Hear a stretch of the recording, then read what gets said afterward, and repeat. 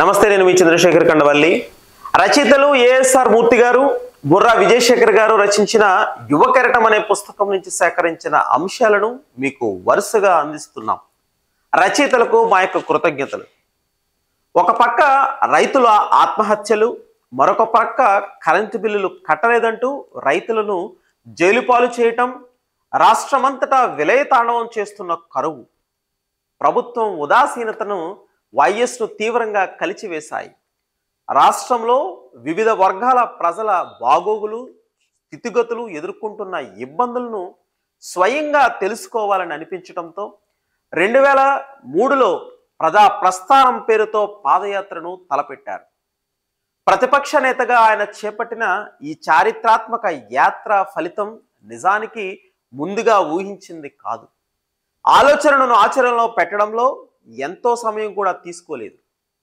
2003 April 9 ఉదయం గాంధీ భవన్లో PCC అధ్యక్షుడు సత్యనారాయణరావు గారితో సహా కొందరు సీనియర్ల అభినందనలు అందుకొని శాసనసభలో ఆవరణంలోనూ లంగర్ హౌస్ బాపు ఘాట్ దగ్గర జాతిపితకు శ్రద్ధాంజలి ఘటించి అంబేద్కర్, జగజ్జీవన్ రావు విగ్రహాలకు పూలమాలలు వేసి చేవేళ్ల చేరుకొని అక్కడ నుంచి తన ప్రజా ప్రస్థానాన్ని ప్రారంభించారు. ప్రజా ప్రస్థానంతో సహా అనేక కార్యక్రమాలకు చేవేళ్లలోనే ఎంచుకోవటానికి కారణముంది. కాంగ్రెస్ నాయకులు ఇంద్రారెడ్డి రోడ్డు ప్రమాదంలో ఆకస్మికంగా చనిపోయినప్పుడు వైఎస్ వెంటనే వెళ్ళి ఆమెను ఓదార్చారు. నా చెల్లెలు నీలాగే చిన్నతనంలోనే భర్తను పోగొట్టుకుంది, నీకేం పర్వాలేదమ్మా, నేను నీకొక అన్నలా అండగా ఉంటాను అని ఆమెను అనునయించారు. ఆ అభిమానంతోనే ఆయన చేవేళ్ల నుంచి పాదయాత్ర ప్రారంభించి చరిత్రలో ఒక అత్యంత కీలక ఘట్టానికి వేదికగా నిలిచేలా చేశారు. ఆ తరువాత కాలంలో అందరూ సబితను చేవేళ్ల చెల్లెమ్మగా పిలవటం తెలిసిందే. పాదయాత్రలు, రథయాత్రలు జరిగిన రాష్ట్రంలో ఇంత పెద్ద ఎత్తున పాదయాత్ర జరగటం మాత్రం అదే మొదటిసారి.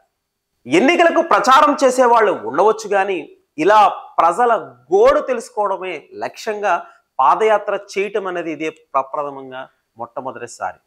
కరువు కోరల్లో చిక్కుకున్న నా అన్నలను, తమ్ముళ్లను, అక్కలను వాదార్చడం కోసం నేను యాత్ర చేపట్టాను అంటూ పాదయాత్ర ప్రారంభ సభలో ఆయన తన లక్ష్యాన్ని వివరించారు. ముఖ్యమంత్రి చంద్రబాబు నాయుడు గారు మాత్రం మొదట్లో దీన్ని రాజకీయ యాత్రగా అభివర్ణించిన తరువాత విమర్శించే సాహసం చెయ్యలేదు.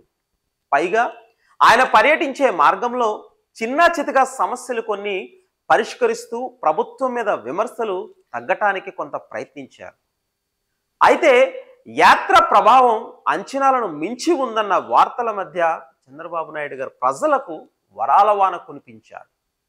కోటి వరాల పేరుతో కోటి కుటుంబాలకు లబ్ధి చేకూర్చాలన్నారు. 10 లక్షల రేషన్ కార్డులు, 35 లక్షల మరుగుదొడ్లు, 10 లక్షల ఇళ్ల స్థలాలు, 5 లక్షలు పక్కా ఇళ్ళు, దీపం పథకం కింద 10 లక్షల గ్యాస్ కనెక్షన్లు, 10 లక్షల పెన్షన్లు, మరో 20 లక్షల మందికి ఆర్థిక ప్రయోజనాలు అందబోతున్నట్లుగా ప్రకటించారు. వైఎస్ యాత్రకు స్పందించి ఈ వరాలు ఇచ్చారన్నది కాంగ్రెస్ శాసన సభాపక్ష విమర్శను చంద్రబాబు గారు తిరస్కరించారు. చంద్రబాబు నాయుడు వివరణ ఇచ్చినప్పటికీ ప్రజలు నమ్మలేదు. తెలుగుదేశం ప్రభుత్వం ఈ పథకాలను నిజంగా అర్హులైన వాళ్లకు అందించాలనుకుంటే మండల స్థాయిలో అఖిలపక్ష కమిటీలు వేసి వాటి ద్వారా పంపిణీ జరిగేటట్టు చూడాలని వైఎస్ తన పాదయాత్రలోనే సవాలు విసిరారు. వారం తిరగకుండానే టీడీపీ పార్టీ మహానాడు సందర్భంగా మే 28న మరికొన్ని వరాలు కుమ్మరించారు. అయితే ఈసారి ఎక్కువగా వ్యవసాయ రంగానికి సంబంధించినవి, రాష్ట్రంలో ఉన్న 80 లక్షల రైతుల కుటుంబాలకు ఆకట్టుకోవడానికి ఉద్దేశించిన హామీలు ఇవి. దీర్ఘకాల రుణాల మీద 250 కోట్ల వడ్డీ మాఫీ, పంటల బీమా పథకానికి మరొక 250 కోట్లు, అపరాధ వడ్డీ మాఫీకి 94 కోట్లు, ఎత్తిపోతల పథకాల పరికరాల మరమ్మతులకు, మత్స్యకారుల ఇళ్ళు, ప్రమాద బీమా తదితర పథకాలకు మరొక 100 కోట్లు, 5 లక్షల ఎకరాల వ్యవసాయ భూమికి అదనంగా సాగునీటిని అందించడం, ఇలా సాగింది ఆ జాబితా. తమ ప్రభుత్వం అమలు చేయాలనుకుంటున్న పథకాలను వైఎస్ ఎద్దేవా చేస్తున్నారంటూ చంద్రబాబు నాయుడు ఆగ్రహించారు. పైగా మహానాడు సందర్భంగా తిరుమలలో వెంకటేశ్వరుని దర్శించుకొని బయటికి వచ్చాక విలేకరులతో మాట్లాడుతూ టిఎల్పి నాయకుడు డాక్టర్ వైఎస్ రాజశేఖర రెడ్డికి తెలివితేటలు ప్రసాదించాలని దేవుణ్ణి కోరుకున్నా స్వర్ణాంధ్రప్రదేశ్ నిర్మాణంలో పాలు పంచుకునేటట్టు చెయ్యమని అడిగా అన్నారు. ఏమైనప్పటికీ ప్రభుత్వం సరిగ్గా ఈ పాదయాత్ర సమయంలోనే 1000 కోట్ల విలువ చేసే పథకాల కోసం 11 జీవోలు జారీ చేశాయంటూ నిజం. అనారోగ్యం కారణంగా కొన్ని రోజుల విరామం తప్ప ప్రజా ప్రస్థానం నిరాటకంగా సాగుతూనే ఉంది. పాదయాత్రలో ఎక్కడ మాట్లాడినా ఓట్లు వెయ్యమని మాత్రం రాజశేఖర రెడ్డి అడగనే లేదు. త్వరలో సోనియా నేతృత్వంలో మళ్ళీ ఇందిరమ్మ పాలన వస్తుందని, అప్పుడు కష్టాలన్నీ పోతాయని మాత్రమే చెప్పేవారు. యాత్ర తన వ్యక్తిగత ప్రతిష్ట పెంచుకోవడానికి కాదని, కాంగ్రెస్ బలపడితే పార్టీకి అది ప్రయోజనం కలిగిస్తుందని వ్యాఖ్యానించేవారు. మొదట్లో ఒక మోస్తరుగా ఉన్న నాయకుల స్పందన ఆ తరువాత బాగా పుంజుకుంది. జనం రాక కూడా అంతే ఉధృతంగా ఉండేది. నక్సల్స్ ప్రాబల్యం ఉన్న ప్రాంతాల గుండా పాదయాత్ర సాగుతున్నప్పుడు పోలీసులు కంగారు పడిన వైఎస్ అదేమీ పట్టించుకోలేదు.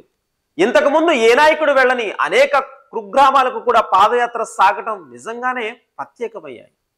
జైపాల్ రెడ్డి, శివశంకర్ లాంటి నాయకులు సైతం స్వయంగా వచ్చి అడుగులలో అడుగు వేయటం ఈ యాత్ర ప్రాధాన్యానికి ఉదాహరణలు. మొత్తం 68 రోజులు రంగారెడ్డి, మెదక్, నిజామాబాద్, కరీంనగర్, వరంగల్, ఖమ్మం, పశ్చిమ గోదావరి, తూర్పు గోదావరి, విశాఖపట్నం, విజయనగరం, శ్రీకాకుళం జిల్లాల పరిధిలోని 1467 కిలోమీటర్ల అవిశ్రాంతంగా కాలినడకన పయనించారు. యాత్రకు ప్రజల నుంచి అపూర్వ స్పందన లభించింది. ప్రజలు నిజమైన కష్టాలు నేరుగా తెలుసుకోగలిగారు. ఆయన ఇచ్చాపురంలో బహిరంగ సభతో పాదయాత్ర ముగిసింది. పిసిసి అధ్యక్షుడు సత్యనారాయణతో పాటు దాదాపు 50 మంది ఎమ్మెల్యేలు, కొంతమంది ఎంపీలు, జడ్పీ చైర్మన్లు పాల్గొన్నారు. ప్రజా ప్రస్థానం ముగింపు చిహ్నంగా ఏర్పాటైన విజయ స్తూపాన్ని ఆవిష్కరించారు. అంతకుముందు వైఎస్ను రాయలసీమ నాయకుడిగా పరిమితం చేయాలని చూసిన నాయకులకు సైతం ఈ యాత్ర సమాధానమైంది.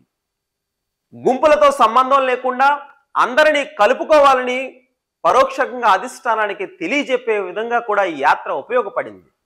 పాదయాత్రతో ప్రజలకు దగ్గర కావటం ఒక వంతు అయితే, పార్టీలో ఇంత అతిరథ మహారథులకు సైతం అందనంత ఎత్తుకు ఎదగటం మరో వంతు.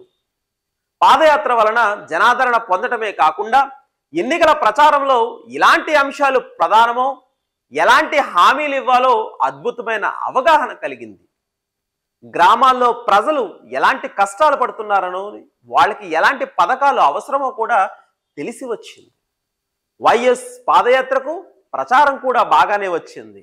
ప్రజా ప్రస్థానం గురించి అందరూ మాట్లాడుకోవటం ఏ స్థాయిలో సాగిందంటే, పత్రికలు కూడా ప్రభుత్వ వార్తల కంటే ఎక్కువగా దీనికే ప్రాధాన్యం ఇచ్చాయి. ఇంకా చెప్పాలంటే ప్రాధాన్యం ఇవ్వక తప్పని పరిస్థితి వచ్చింది.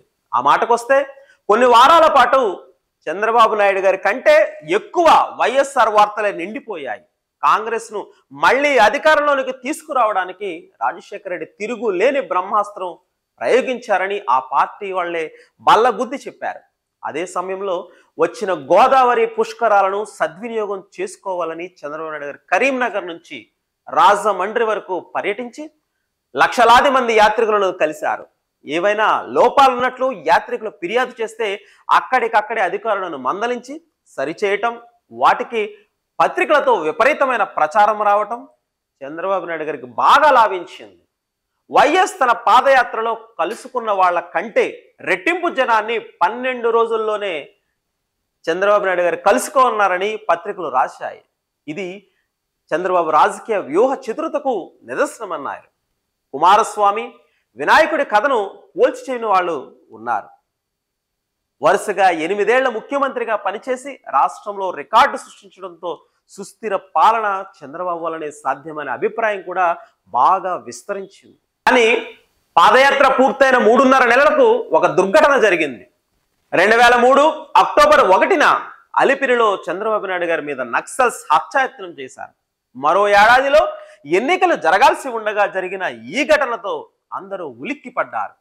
నక్సల్స్ నేరుగా ముఖ్యమంత్రినే టార్గెట్ చేయటం సంచలనంగా కలిగించింది. వరుసగా 8 ఏళ్లు ముఖ్యమంత్రిగా పనిచేసి రాష్ట్రంలో రికార్డు సృష్టించిన నెల రోజులకే ఈ ఘటన జరిగింది. పార్టీలతో నిమిత్తం లేకుండా అందరూ ఈ ఘాతుకాన్ని ఖండించారు. మరుసటి రోజు అలిపిరి దగ్గరే వైఎస్ గంటపాటు మౌన దీక్ష జరిపి నక్సల్స్ చర్య పట్ల నిరసన తెలియజేశారు.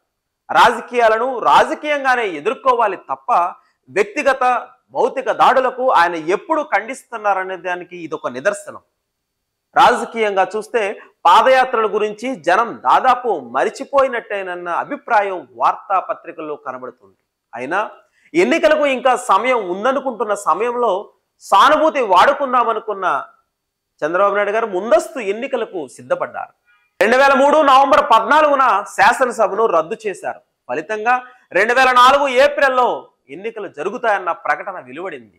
దాదాపు 8 నెలల ముందుగానే ఎన్నికలు వచ్చేసాయి. కాంగ్రెస్ వాళ్ళలో అంతర్మదనం మొదలయ్యింది. పాదయాత్ర ప్రభావంతో సులభంగానే గెలుస్తామనే వాళ్ళు కొందరైతే అలిపిరి ఘటన చితిన సానుభూతి పనిచేస్తున్న వాళ్ళు మరికొందరు. ఈ పరిస్థితుల్లో మళ్ళీ జనం దగ్గరకు వెళ్లాలని వైఎస్ నిర్ణయించుకున్నారు. అంతకుముందు పాదయాత్రలో వెళ్ళని ప్రాంతాల్లో పర్యటించాలన్న తన ఆలోచనను అధిష్టానానికి తెలియజేశారు. అయితే పార్టీలో ఒక వర్గం ఆయనను అడ్డుకోవాలనుకుంది. వైఎస్ వ్యక్తిగత ప్రతిష్ట పెంచుకోవడానికి పార్టీ కార్యక్రమాలని వాడుకుంటున్నారనేది వాళ్ళ ప్రధాన అభ్యంతరం వ్యక్తమైంది. పైగా ఆయనతో పాటు మిగిలిన నాయకులకు కూడా పేరొచ్చేలా యాత్ర ఉండాలని పట్టుబట్టారు. ఎక్కువ మంది నాయకులు పాల్గొనడానికి వీలుగా బస్సు యాత్ర చేపట్టాలని అధిష్టానం సూచించడంతో వైఎస్ వెంటనే ఒప్పుకున్నారు. ఈసారి కాంగ్రెస్ గెలిచి తీరుతుంది అన్న నమ్మకంతో ఏ స్థాయిలో వచ్చిందంటే ఓడిపోతే రాజకీయ సన్యాసం తీసుకుంటానని వైఎస్ ధీమాగా ప్రకటించారు కూడా. నిజానికి 1999 ఎన్నికలలోనూ వైఎస్ ఇలానే చెప్పాడని విలేకరులు గుర్తు చేస్తే ఆనాటి సవాల్ చంద్రబాబు గారు స్వీకరించకపోవడంతో ఫలితానికి ముడిపెట్టలేకపోయామన్నారు. ఈసారి మాత్రం ఎవరు స్వీకరించినా స్వీకరించకపోయినా తాను తప్పుకోవటం ఖాయమన్నారు. ఏప్రిల్ పోలింగ్ కు ముందు మరో విడత జయత్రయాత్ర పేరుతో వైఎస్ ఎన్నికల ప్రచారం యాత్ర సాగింది. పోలింగ్ ఘట్టం పూర్తయింది. ఎగ్జిట్ పోల్స్ సర్వేలన్నీ కాంగ్రెస్ గెలుపును ఖరారు చేశాయి. ముఖ్యమంత్రి ఎవరనే చర్చ మొదలయ్యింది. నేదురుమల్లి జనార్దన్ రెడ్డి, జి వెంకటస్వామి, ఉపనూతల పురుషోత్తమరెడ్డి లాంటి వృద్ధ నాయకులు తాము కూడా రంగంలో ఉన్నామనే సంకేతాలు ఇస్తూ వచ్చారు. మరోవైపు డి శ్రీనివాస్ కూడా తన ప్రయత్నాలు ఆపలేదు. ఆఖరి నిమిషంలో ఏవైనా సమీకరణలు మారవచ్చునేమోననే ఉద్దేశంతో దాసరి నారాయణరావు కూడా ఈ ఎన్నికలలో గెలుపులో తమ సామాజిక వర్గం పాత్రను వివరించి ఆ క్రెడిట్ తనదేనని చెప్పుకొని మరి వచ్చారు. అయితే వైఎస్ మాత్రం సకుటుంబంగా వారం రోజుల పాటు విహారయాత్రలకు వెళ్లారు. ఫలితాలు రావడానికి వారం ముందు తిరిగి వచ్చారు. వీడియో పూర్తిగా చూసినందుకు మా కృతజ్ఞతలు. వచ్చే వారం పాదయాత్ర చేసి కాంగ్రెస్ కు ఘన విజయాన్ని సొంతం చేసిన ముఖ్యమంత్రిగా వైఎస్ రాజశేఖర రెడ్డిని ప్రకటించడానికి అధిష్టానం ఎందుకు జాప్యం చేసింది, ఆ తరువాత జరిగిన సంఘటనలు ఎలాంటి మార్పును తీసుకువచ్చాయనే విషయాలు చర్చించుకుందాం.